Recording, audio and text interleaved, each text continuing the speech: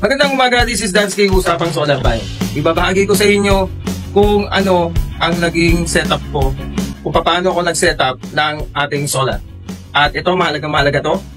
Kung gusto nyo na mag-setup ng solar o kung nakapag-setup na kayo, nag-uumpisa na kayo, pero hindi pa rin kayo sigurado sa mga nabili nyong MPPT, inverter, at battery. Ito pinamaganda. O nahihirapan kang humanap ng source ng battery, lalo ng live PO po. Okay? Halika, pag-usapan natin. Alam ninyo na napakahirap talaga sa mga ilan dito na sa mga nakakapanood ngayon sa akin na nakaranas mag-setup ng isang solar na sistema, kagaya ko, na marahil yung iba sa inyo nakabili ng mga naunang mga equipment na tila hindi naman nag-fit sa mga pangangailangan nila. Natural. Kasi siyempre, lalo na tayong mga nag-DIY, hindi natin kasi alam kung ano talaga yung the best. Okay? Kasi marami man nagkalat dyan sa Facebook, sa online, na mga nagbablog ng ganito at nag-offer ng mga ganito, can afford. Okay? Saka masyado namang mataas para sa pangangailangan natin. Paano kung halimbawa, below 500 watts lang yung ating mga appliances? Okay? So, paano kung ganun lang? Mga nakikita natin ng mga offer, mga high-grade talaga na mga pang mataas ang kilowatt na yung talagang ino-offer nilang mga equipment. At syempre, napakamahal din ito. Okay, bukod pa doon, halimbawa, maganda sana yung ino-offer nila na magmamonthly ka ng Porto, ganun. I don't think so na may mas mababa pa doon na monthly nila. Merong nagsasabi ata na wala ng down payment. Ewan ko, pero let's say Porto, yung monthly. Paano kung ang kuryente mo below lang doon? Hindi above doon. No? Paano kung ganun lang yung kilowatt na mababa lang talaga yung consumption mo? Hindi pang kasi inaano nilang mga Porto monthly, yun yung mga nag-range na ang mga billing ninyo sa kuryente, mga 6,000 pataas na o mga 10K pataas na. No, so yun. Go for na lang. Ang suggestion ko na lang sa inyo, mag-ano na lang kayo, mga nag-o-offer ng gano'n na wala na kayong hassle. Kasi, tingnan nyo rin kung, magmamonthly ka lang, at least fix lang na gano'n, na Porto lang yung monthly mo sa kuryente. Kumpara naman doon sa 10,000 o 6,000 pataas yung binabayaran mo sa Meralco na minsan tumataas pa. Diba? Pero kung hindi naman gano'n, syempre, yung gantong setup, no? Ang pwede sa inyo. Meron din dyan nagkalat sa online na nagbebenta ng setup na nakalagay pa sa tabla na gumagamit lang ng MPPT tapos na nagkakalaga lang ng 6,000 daw o 7,000. Sa'yo pa yung panel, sa'yo pa yung battery. Pero pagdating mo na sa bahay, hindi mo alam kung ano yung talagang panel na bagay doon at ano yung battery na dapat na kailangan mo. Pagdating mo doon sa inyo, nung nag-work, na ginagamit mo na, tila hindi nagpipit sa pangangailangan mo. Okay. So ito, babagi ko lang sa inyo, kung kayo ay isang typical lang na shop o bahay, kagaya ko, yung lahat ng nakikita nyo yan ay pinapatakbo ng aking solar setup na ito. Okay? So nagsimula din akong bumili ng MPPT na akala ko ay okay. Okay? Bumili ako ng NFB o yung mga breaker na para doon, syempre. In other words, nasayang yung pera ko sa una kong bili. Okay? Syempre, nag-DIY tayo. Wala din naman magtuturo talaga sa atin ng direkta. Kaya manonood tayo, pero dahil na-excite tayo, bili tayo ng bili.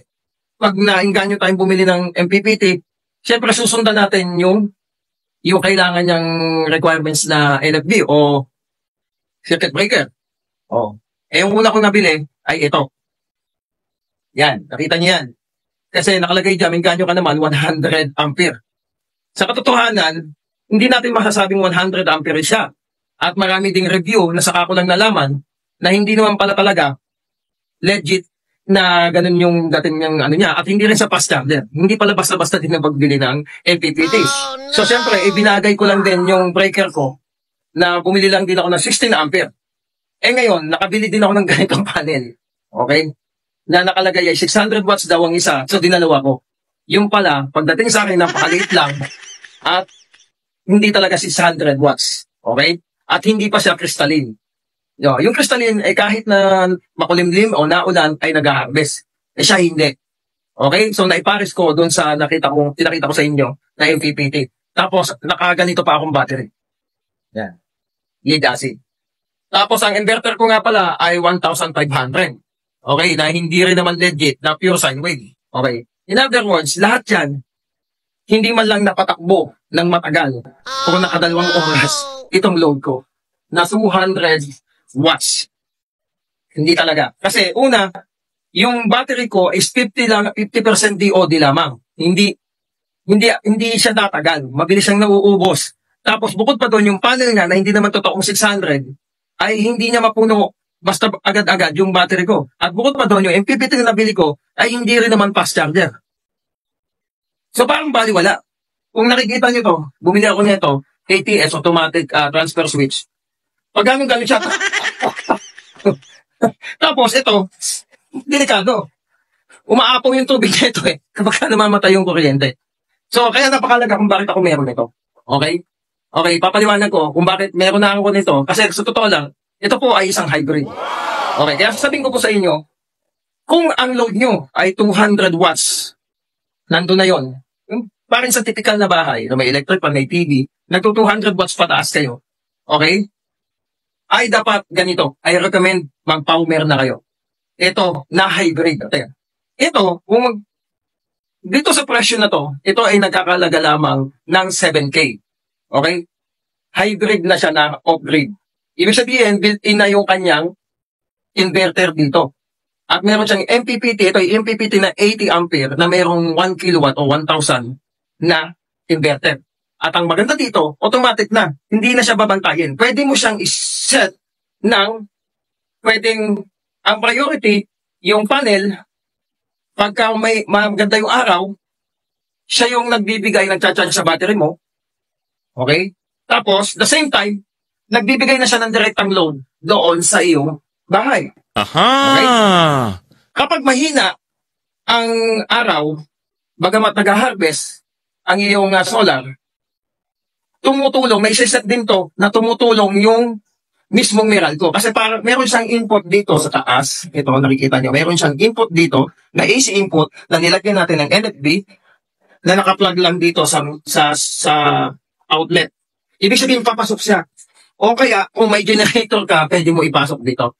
So meaning, kumukuha siya ng power para tumulong dito sa sistema mo. Naintindihan mo? Yun ang maganda dito. Naisiset siya na pwedeng hindi siya tumulong, yung AC, solar lang, pwedeng battery lang, ganon. Yun ang maganda sa kanya. So hindi na siya babantayin. Pwede siyang maset na ganon. Kapag nawala na gabi na, alas 6 na mawawala na yung solar panel mo, ang automatic na pag nasasambot na, pwede mo set na battery na mismo yung maglo-load sa'yo. O kaya, ang sasambot yung Meralco.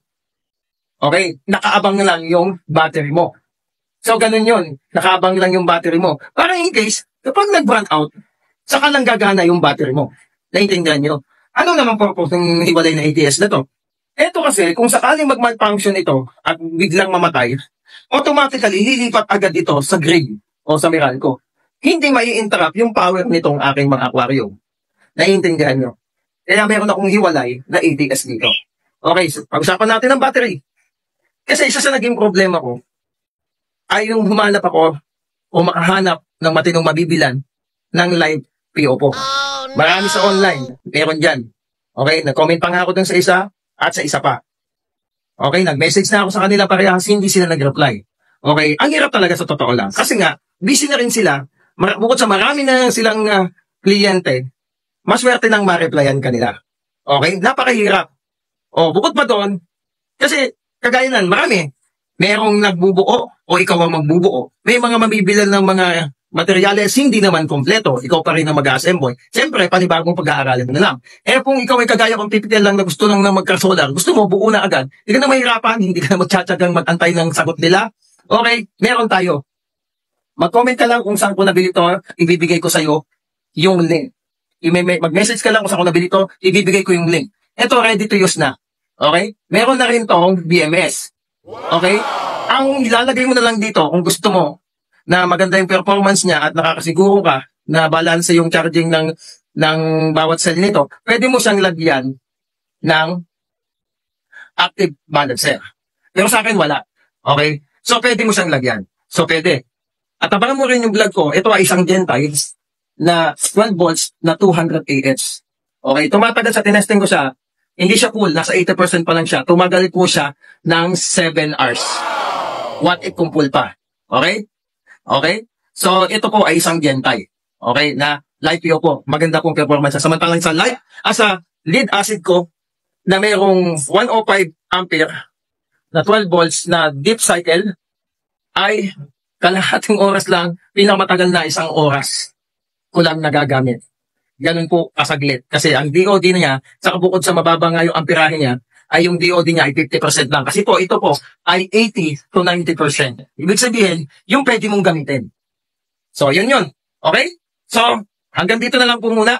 Abangan nyo yung susunod kong vlog. Basta again, kung 200 po yung watts ninyo na nagkukonsumo, ipag-plus-plusin nyo yung kung ilang watts yung mga appliances nyo, makukuha nyo po yung watts. Yun po yung pagkaya po nito. Yun po yung dinadala po ngayon. Yan pong lahat ng yan. May PC pa po yung pinapatakbo sa taas. Pakita ko sa inyo. Ito po yung MPPT na may inverter. Wait lang po. Yan, okay. So yan. Sa ngayon, dahil makulimlim nga pong araw, ito po sinasabi ko sa inyo. Ang solar panel po natin na gamit pala ay 555 na mono crystalline. So kahit po maaraw o maulan, makulimlim o maulan, nag-harvest po siya. Kita po dito sa graph niya, nagpapasa po siya ng kuryente sa load sa bahay. The same time, ginacharge po niya itong battery natin. At naka-backup naman po yung ating Meralco. Dahil nga po, nagpasok po tayo ng AC in, na papunta dito sa ating outlet. So, papasok po yan, in po yan. Tumutulong po yan. Pag malakas po ang araw, nawawala na po ito, isolar na lang po ang tumatakbo. At pagka po, nagbabaka po dito, yung battery na po. Pagka wala na po si solar, si battery na po ang bahala. Okay? Yun po yung nakaset po kasi sa akin. Okay? Ngayon, pakita ko sa inyo kung ilan po yung load ko. Tingnan niyo po sa wana. Yan po, 265 watts po ang lahat-lahat ng ito. Kasama po yung PC sa taas. PC po, desktop po yun ha. Lahat po yan. Yan, malalaking yan. Yan. Saka ito. Yan po ang dinadala po. Yan po yung load. So 263.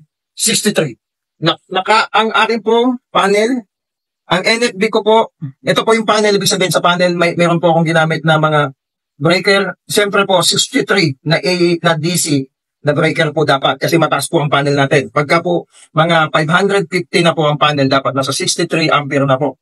Ayan. Pag ganun din po sa battery ko, 63 ampere din po ang ginamit ko na DC. Sa AC naman po, yan po. Okay? Iba na po to. AC naman po eh. Ito po mahalaga tong dalawang to. Okay? So, naka-ABS po ako, automatic switch. Ang setup ko po kasi ay naka-normal power po. Ang pinaka-main ko po ay solar. At ang backup ko lang po ay Meralco. Kasi gusto ko po ma-maximize yung gamit at makatipid ako sa kuryente. At ang battery ko po ay Gentay. Okay? So, mayroon din ako nilagay na NFB dito. Para naman po ito, dito lang. Papasok ng yung tumutulong lang po na AC sa akin. Kasi pwede ka magpasok nga ng in dito para ito po siya. Ikita nyo po yan. Ayan po yan. Pwede po mag-supply din ako rin tayo, mag-charge ng battery sa'yo pag walang panel. Baka. Ngayon, si battery, nakaset up po ako. Pag-uusapan po natin yan sa susunod, ituturo ko po sa inyo kung paano po to. Ito po, again, ay Power na 1 kilowatt na 80 ampere po. So, yan po, no? So, kung gusto nyo malaman kung ano-ano ang binubuo ng aking 1 kilowatt setup, ito po, sasabihin ko isa-isa sa inyo. Meron po akong hybrid off-grid na 1 kilowatt 80 ampere na Power. Okay? Power po ito. Tapos, meron po akong dalawang circuit breaker na 63 ampere. Ayan po yan. Dalawa po yan. Isa po sa panel o sa solar panel at isa po sa battery. Ito naman pong nasa gitna ay isa pong AC na circuit breaker nasa 210 ampere. At meron pa po akong isa pa dito na circuit breaker din para naman galing doon sa backup ko sa AC pa rin, papasok.